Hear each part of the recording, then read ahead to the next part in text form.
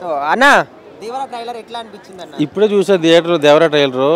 ఆ సొరసోపోయింది, ఆ ఎగురుడు, సొరసోప మీద ఫైటు, అసలు మైండ్ పోయింది నాకు అసలు ఆ షార్ట్ చూసి. డ్యూయల్ ఎట్లా ఉంది? తండ్రి కొడుకు రెండు ఒకటే చేస్తున్నాడు కదా జూనియర్ ఎన్టీఆర్. ఆయన యాక్టింగ్ గురించి చెప్పేంత టోన్ కాదు, అసలు చంపేశారు అసలు ఆ పర్ఫార్మెన్స్, ఆ బీజిఎం, అనిరుద్ధు అసలు అబ్బో. కొట్టాల శివ గారు మళ్ళీ ఫామ్లోకి వచ్చారని చెప్పుకోవాలి.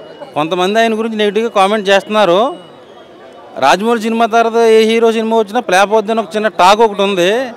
అది సినిమాతో చెరిపేయాలని చెప్పేసి మనస్ఫూర్తిగా కోరుకుంటున్నా. దేవరా 1000 కోట్ల కంటే ₹1 తక్కువ కలెక్ట్ చేసినా ఈ మీసం గడ్డని తీయించేస్తా. అంటే జూనియర్ ఎన్టీఆర్ యాక్టింగ్ విషయానికి వస్తే అసలు అంటే ఆయన యాక్టింగ్ లెవెల్కి ఇది ఇలా సెట్ అయిందంటారా? రీచ్ అయ్యాడా? రీచ్ అయ్యారుగా, రీచ్ అయ్యారు. ఎన్టీఆర్ గారు పెర్ఫార్మెన్స్, ఆ డ్యాన్స్. ఫస్ట్ సినిమా కదా జాన్వీ కపూర్. అమ్మాయి గోల్డెన్ లక్ అండి.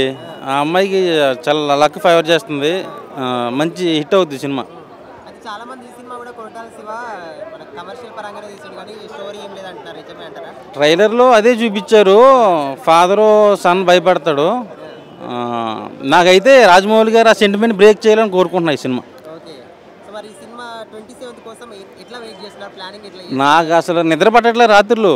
ఎప్పుడెప్పుడు 27 వస్తుందా, ఎప్పుడెప్పుడు బెనిఫిట్ చూద్దామా అని చూస్తున్నా. ఒకవేళ సినిమా టికెట్ బుక్ ఆన్లైన్లో పెడితే మొత్తం సినిమా థియేటర్ మొత్తం నేను బుక్ చేసేస్తా. సో ఎన్టీఆర్ గురించి ఒక్క మాటలు చెప్పాలండి, ఏం చెప్తారు? యంగ్ టైగర్, అంటే తిరగలేదు. అన్న ఒక్క నిమిషం. ఇప్పుడు మన ఎన్టీఆర్ చాలా